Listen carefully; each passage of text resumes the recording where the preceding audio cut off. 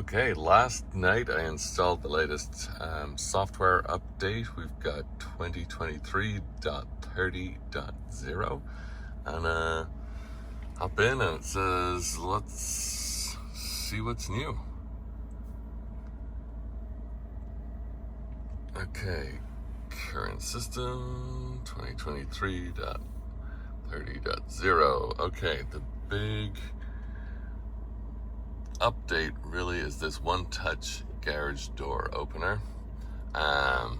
You now have a quicker and easier way to open or close the garage door after you set a location for a garage. A prompt appears on the driver display. That's the one in front of the steering wheel. When you approach or leave the garage, you can then press the right thumb control on the right side of the steering wheel to open or close the garage door. If you have multiple paired garages at the same location, use the thumb wheel to scroll and then select the appropriate garage. Before you begin, park near and in front of the garage when you set the location. For existing paired garage, the next time you open or close that garage door, you'll be prompted to set the location of the garage on the center display. You can also set the location of an existing garage by going to Settings, Connect Garages. When pairing a new garage, you will have the option to set the location at the end of the pairing process. Okay, so for new stuff, makes it easier. For ones that are existing, you'll get prompted the next time you use it. So we can try that out in a bit.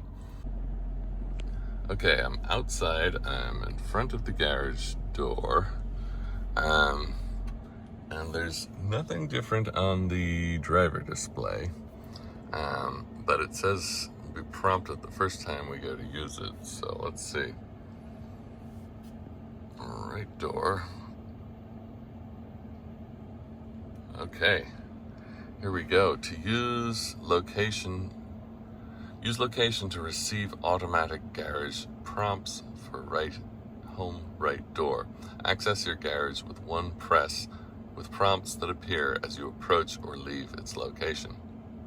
Great. So I'm gonna say use this location, but interesting here, it shows the I thought it was the scroll wheel that you press, but it's not, it's the right button. So that's interesting. Okay, use this location. Garage prompts enabled. Okay, so we'll back up here. Oh look, home right door. Look, it's right there. And then I can press this right scroll wheel button and there it goes. Look at that. So that doesn't give me an option for both. So I think I have to use the other one as well to be able to do that. So garage doors. Let's try the home left door. And same thing, I get a prompt, use this location. So I'll say yes. And then now I've got I should have both set up there now. Oh, I think I'm home left door. Home right door. My little scroll wheel here is toggling between them. Okay, we're approaching my house, and I think the thing should pop up. There it is for the garage doors. It says home right door on it. I don't know if that's because that's the last one I used or what way that works. I will find out over time. But it has home right door And if I use the little scroll wheel, I can change that to home left door. So home right door, home left door. There's a nice little graphic on this, so if you scroll too far, you can see it does a little bounce thing like that. So I'm opening the right door, so I just press the right button as indicated in yellow here, and the right button on the steering wheel here, and it takes a second, and then the door will start opening. So I thought at first this morning that it wasn't working because it takes so long for it to work. I thought you had to hold it down and it wasn't doing anything. So holding it doesn't do anything at all. You have to do a short press on it and then just wait. Maybe see it blinks when I press it, and it takes another second before the door actually activates. So that's good to know. But this seems to work great. You can toggle between left and right doors pretty easily. If you want this whole thing to go away, then you can press the left button on the steering wheel, which is marked by an X there.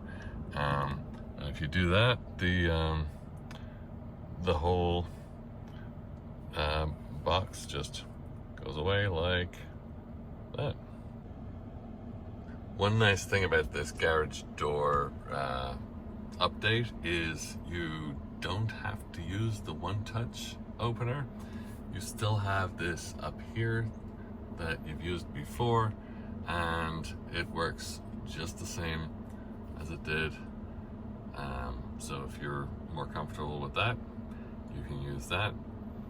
If you accidentally close the box on the driver display for the one-touch thing, you still have this easily accessible too. So that's nice to have too. Navigation enhancements. We've made it more convenient to plan trips and get on the road. Search results for places now include the drive times next to the results as you type. Choose the drive time to go straight to navigation. You can still choose the result on the list to view details and preview the route before you start your trip. Okay, so there's just a shortcut to go straight into navigating and not look at the route first.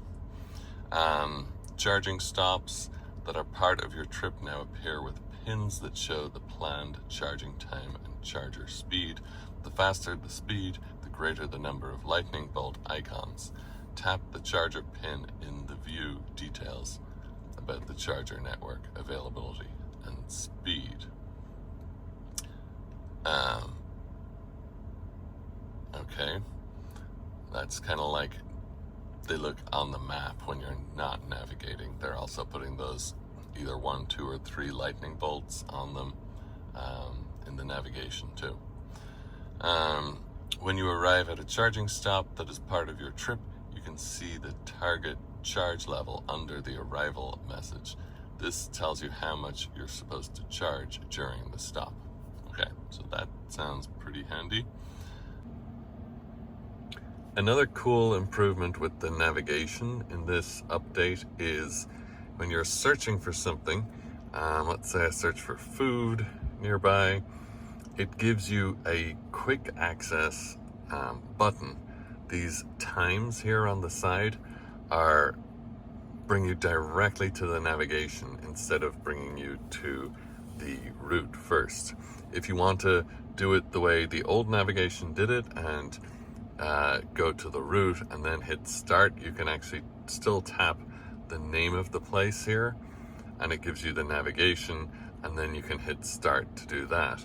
But if I go back here and we can try this new button here, and it brings you straight to the navigation. So that's pretty cool. It saves a little bit of time.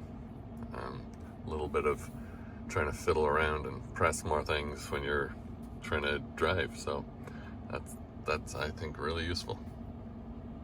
New text address sharing from smartphone to vehicle navigation.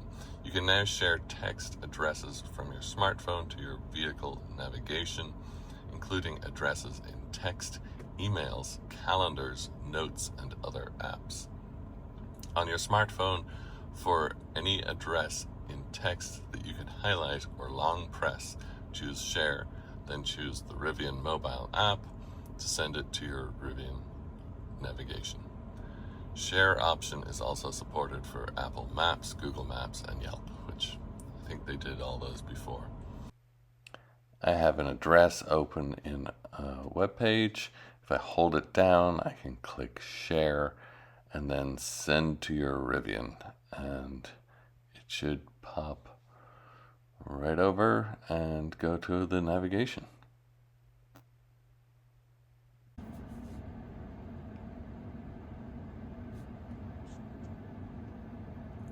Okay, here it is. There's the route, and you can see another improvement with this update is also that any charging spots along the way are showing the speed of the charger, signified by either 1, 2, or 3 lightning bolts. So this is a fast DC charger here, and it tells you the amount of time you're going to be stopped, so 58 minutes on this trip. So that's also useful to see before you head off on a trip. If I select one of these other routes, it'll show me there too the chargers that we're going to stop at and so on. But I'm not actually driving to New York today, so I'm going to get rid of that. This EVgo Autocharge Plus support is basically plug and charge. If you're signed up with an EVgo account, you can just plug in and do nothing else, and the car will talk to the charger, and you don't have to play around with anything, which is kind of cool. If you use EVgo, it's probably a pretty cool thing. Additional improvements here: locking and unlocking improved, the responsiveness of proximity and active locking with any key when the vehicle is asleep. That's a pretty good one. I have come across the car sometimes. I walk up to it and it's still locked and hasn't presented the handles yet, and it takes a second. It usually doesn't take very long, but if they can improve that, that's a good thing. Added independent lock and unlock options to the center display. These options let you know when the vehicle is partially unlocked and provide a quick way to fully lock or unlock the vehicle. So you can actually see that up here at the top left of the display, if this is going to focus for me.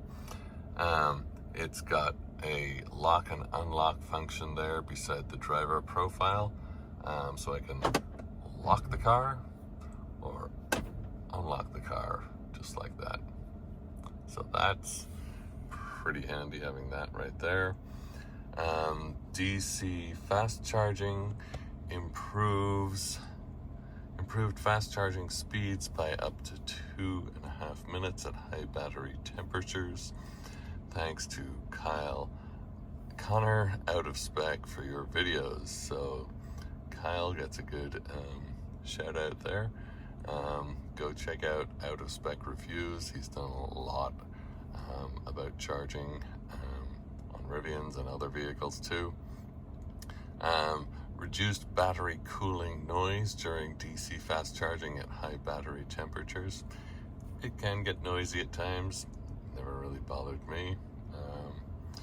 Driver Plus added a chime that sounds when adaptive cruise control disengages. That could be useful.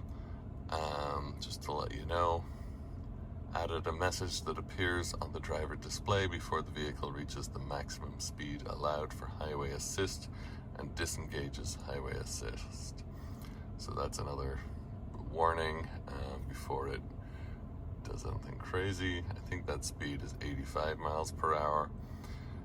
Fixed a rare issue in which the driver display indicated that the adaptive cruise control was active when it actually wasn't. Well, that was a rare issue. I've never come across that. Other functions around the name I cannot say unless I want her to pop up, but she has added new commands that let you turn on or off the third row vents and the fan speed, so that's useful.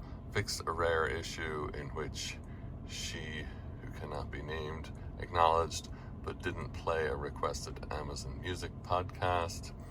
Fixed a rare issue in which she did not respond after you asked her to perform a car control command when you weren't logged into her and you changed the units of measurements for the temperature settings.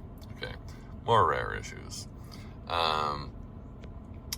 Added control to allow you to disconnect your smartphone from Bluetooth. Not sure I need that, but could be useful maybe. Fixed a rare issue in which Bluetooth audio and phone app disconnected after you updated or restarted the software. Fixed an issue which multiple phones weren't properly displayed on the driver's and keys screen if they were paired into the same profile. Fixed a rare issue in which part of the driver display remained in day mode when you switched the displays from day to night mode. I have seen that actually, the driver display in front of the steering wheel. Sometimes half of it is in day mode and half of it is in night mode, so that's a good fix there. So that's, I think, all of the stuff here in this update. Major things are that one-touch door opener, really, a few little navigation things and making it easier to get addresses over to it, but that's about it. Hope this was helpful.